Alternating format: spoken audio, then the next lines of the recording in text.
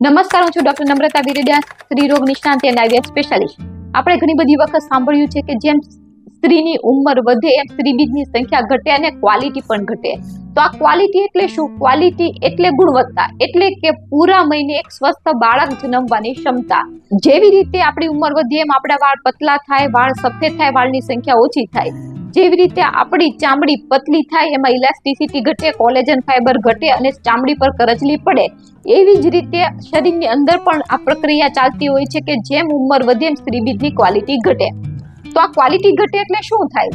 જ્યારે કોઈ પણ સ્ત્રીબીજ બહાર પડી પહેલા એના કોષો ડિવાઈડ થતા હોય છે, એટલે કે રંગસૂત્રની વહેંચણી થતી હોય છે.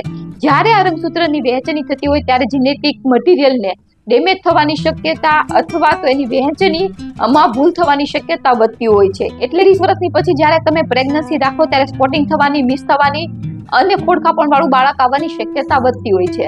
હવે આ સ્ત્રીબીજની ક્વોલિટી કોણ ઘટાડી શકે? તો તમારું સ્મોકિંગ, ઓબેસિટી, ખરાબ લાઈફસ્ટાઈલ સ્ત્રીબીજની ક્વોલિટી ઘટાડી શકે.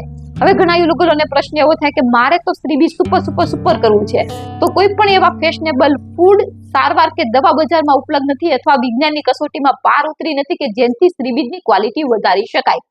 પહેલાના યુગલો એકદમ સિમ્પલ ખોરાક ખાતા હતા, સિમ્પલ લાઈફસ્ટાઈલ હતી, ત્યારે પણ બાળકો સારા આવતા હતા.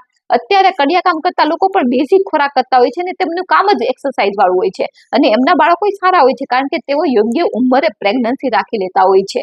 એટલે કે બાળક રાખવા માટે ઉંમર એ મોટામાં મોટું ફેક્ટર છે. કુદરત તમારા પ્રમાણે એડજસ્ટ થવાની નથી. તમારે યોગ્ય સમયે પ્રેગ્નન્સી રાખી લેવી જોઈએ.